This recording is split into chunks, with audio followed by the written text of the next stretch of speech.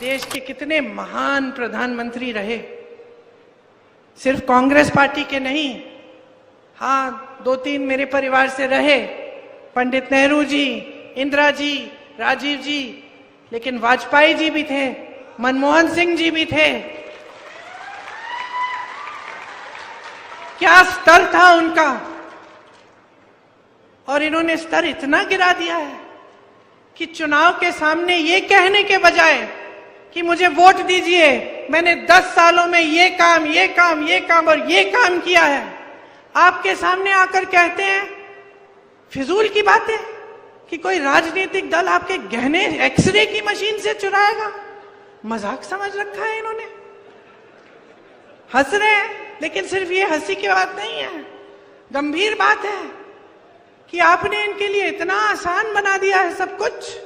ये सोचते हैं कि जवाबदेही ही नहीं है, ये सोचते हैं कि सत्य की भी जिम्मेदारी नहीं है देश के प्रति।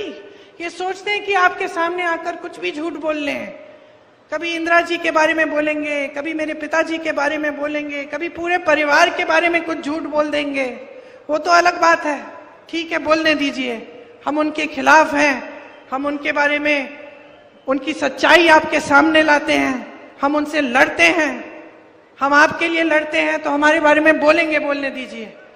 लेकिन ऐसे झूठ देश के बारे में, देश के विकास के बारे में, आपके बारे में, तो आप कैसे मान रहे हैं?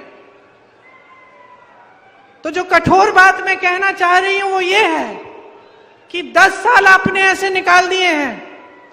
अगर फिर से आपका वोट इनके पक्ष में जाएगा तो तैयार हो जाओ, 5 साल और भुगतोगे। 5 साल और ऐसी सरकार आएगी जो आपके लिए कुछ नहीं करेगी, जिसके नेता समझते हैं कि आपसे ऊपर हैं, जिसके नेता के दिलों में आप सर्वोपरि नहीं हैं।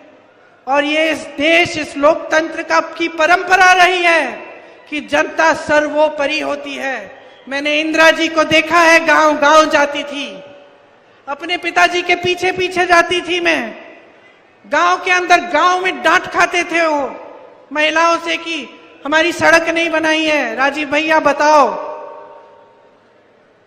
ये थी परंपरा हमारी।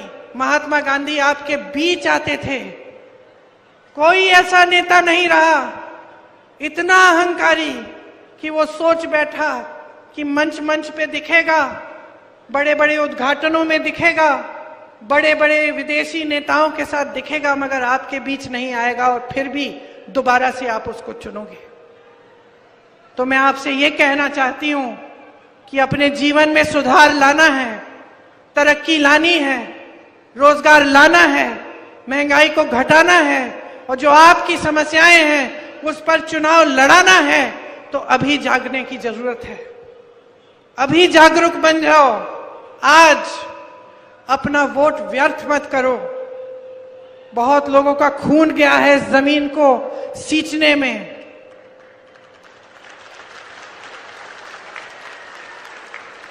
इस देश को आपने बनाया है।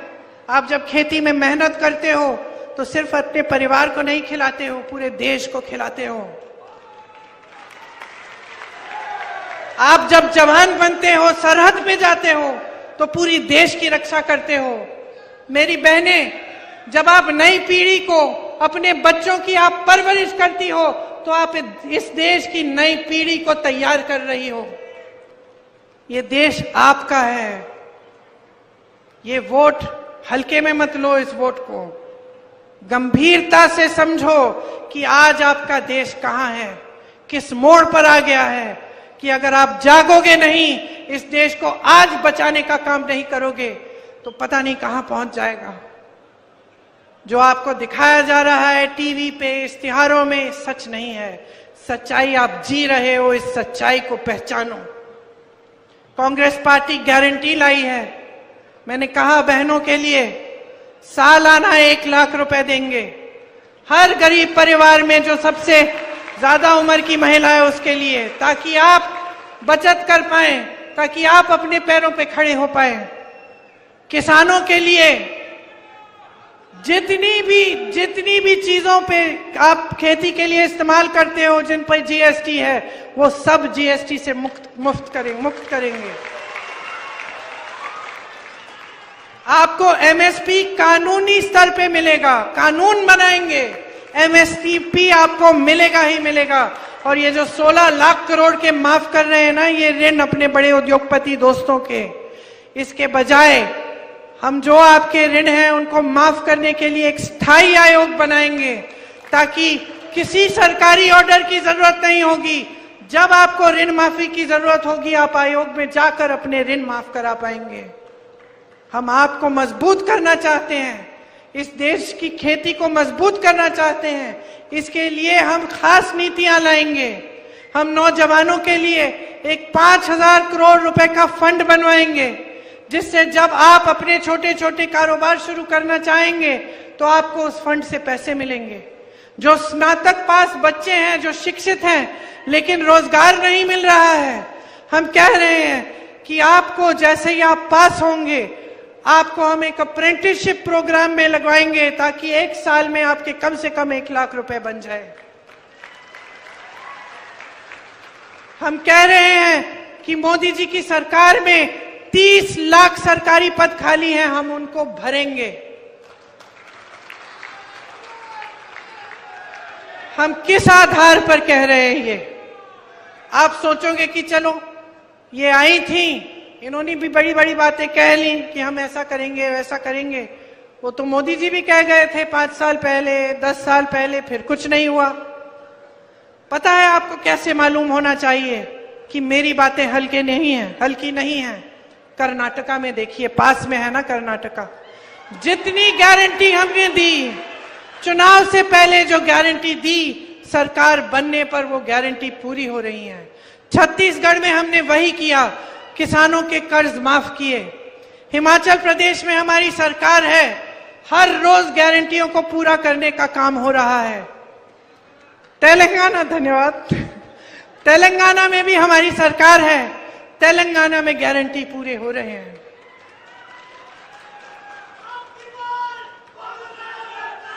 अब की बार आपकी सरकार, अब की बार आपकी सरकार, अब की बार जनता की सरकार। बहुत हो गया है, बहुत हो गया है, बहुत सह लिया आपने। और मैं आपको बता देती हूं कि मोदी जी और उनके सारे मंत्री समझ रहे हैं कि जनता का मूड बदल गया है, कि इनकी नाटक नौटंकी अब नहीं चलेगी, अब सच्चाई चलेगी। अब जनता सत्य चाहती है, जनता अपनी पुरानी धार्मिक परंपरा वापस चाहती है। जब हर नेता जनता के सामने झुके और हर नेता समझे कि जनता के प्रति उसकी एक बहुत बड़ी जिम्मेदारी है, और सबसे बड़ी जिम्मेदारी यह है कि जनता के सामने सच बोले, जनता को झूठे वादे न करे और जनता के लिए सत्य के पथ पे चले। यही सबसे बड़ी जिम्मेदारी है। देखिए, नेता का धर्म सेवा होता है। ये परंपरा आपने डाली नेताओं में, अब आप पीछे हट रहे हैं। अब आपने ये सिलसिला जारी कर दिया इस देश में कि नेता सोचता है धर्म की बात करेगा, काम करने की जरूरत नहीं है। मैं एक महिला के घर में गई थी, यूपी में, फिरोजाबाद में। कुछ नहीं था, सड़क नहीं थी, बिजली नहीं थी, पानी नहीं था। मैंने उस महिला से पूछा, इस चुनाव में वोट किसको दोगी? उसने कहा, दीदी वोट तो हम ऐसे करा मुझसे कि कहना नहीं चाह रही थी। फिर मैंने पूछा, जब बता दो। कहती है, वोट तो हम धर्म और जाति के आधार पर डालेंगे दीदी। मैंने कहा, अच्छा, कितने चुनाव के लिए करोगी ये? कहा, पिछली चुनाव में भी किया और इस चुनाव में भी। तो मैंने उससे पूछा, तुम्हें मिला क्या है? तुम्हारा नेता तो बड़ा हो गया, नेता तो गया वहां संसद में चला गया, मंत्री भी बन जाएगा, उसके बच्चे शिक्षित हो जाएंगे, पैसे बन जाएंगे, अमेरिका भी भेज देगा पढ़ाई के लिए, फूलेगा फलेगा, अच्छी सी गाड़ी लेगा, घूमेगा। तुम्हें क्या मिला? जवाब नहीं दे पाई। मैंने कहा, तुमने सोचा है कि ये जो वोट है तुम्हारा, ये उसके लिए नहीं है, उसको बड़ा बनाने के लिए नहीं है, उसको सत्ता देने के लिए नहीं है। ये यहाँ पे जो तुम्हारी टूटी नहीं है ना, इसको लगवाने का वोट है। ये तुम्हारी सड़क बनवाने का वोट है। ये तुम्हारे बच्चों के लिए स्कूल बनवाने का वोट है। ये तुम्हारे घर में पानी लाने का वोट है। ये तुम्हें रोजगार दिलवाने का वोट है। तो समझी, उसने मुझे कहा दीदी अगली बार कभी नहीं खोने दूंगी। तो समझ लो, ये तुम्हारा वोट है, किसी नेता के पक्ष में नहीं, मेरे पक्ष में भी नहीं, किसी राजनीतिक दल के पक्ष में नहीं, अपने पक्ष में डालो। अपने घर के लिए, अपने परिवार के लिए, अपने गांव के लिए, अपने शहर के लिए, अपने प्रदेश के लिए और अपने इस देश के लिए, जिसकी मिट्टी ने तुम्हें जीवन दिया है। क्योंकि नेता का स्वभाव होता है, सत्ता मिलने पे अहंकार हो जाता है। नेता का स्वभाव होता है, सत्ता मिलने पे बदल जाता है। और यही आप अपने आंखों के सामने नरेंद्र मोदी जी के साथ देख रहे हैं। इतना अहंकार हो गया है कि आपकी परवाह ही नहीं है। इतना अहंकार हो गया है कि सलाहकार भी सही चीज नहीं बता पा रहे हैं। सलाहकार भी झूठी बातें बनाने लगे हैं। सलाहकार भी ये नहीं बता सकते कि देश की जनता पिस रही है महंगाई से, कि रो रही है देश की जनता, डर रहे हैं, कांप रहे हैं सब। बहुत हो गया है, इनको सबक सिखाइए, बदलिए सरकार को, अपने लिए सरकार लाइए, अपने पैरों पे खड़े होने के लिए, अपने भविष्य को मजबूत बनाने के लिए। यही मेरा आग्रह है आपसे कि जब आप चुनाव के समय अपना वोट डालने जाएंगे तो 2 मिनट के लिए आंखें मूंद के सोचो, किस लिए जा रहा है ये वोट, किस लिए जा रहा है ये वोट, किस आधार पे दे रहे हो। और जज्बातों को एक तरफ कर दो, अपने जीवन, अपनी सच्चाई और अपने भविष्य के लिए डालो ये वोट। और जब मैं दावे के साथ कह सकती हूं कि जब आप ये सोचोगे और अपने भविष्य के लिए वोट डालोगे तो आपका वोट सिर्फ कांग्रेस पार्टी को जा सकता है।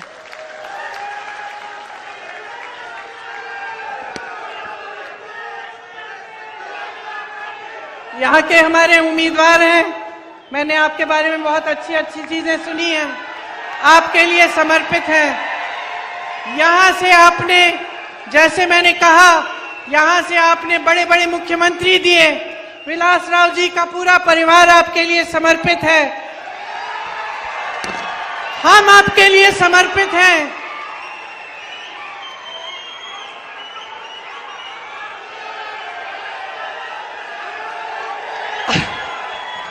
एक बार जोर से मेरे साथ बोलिए, जय हिंद, जय हिंद, जय हिंद। ये हुई ना बात। जहां जहां मैं जाती हूं नारा लगवाती हूं मैं जय हिंद का, लेकिन सबसे जोर से आपने दिया है। इसका मतलब है आप मेरी बातों को समझे हैं और आप इस देश को बचाने का काम आज से शुरू करेंगे। धन्यवाद।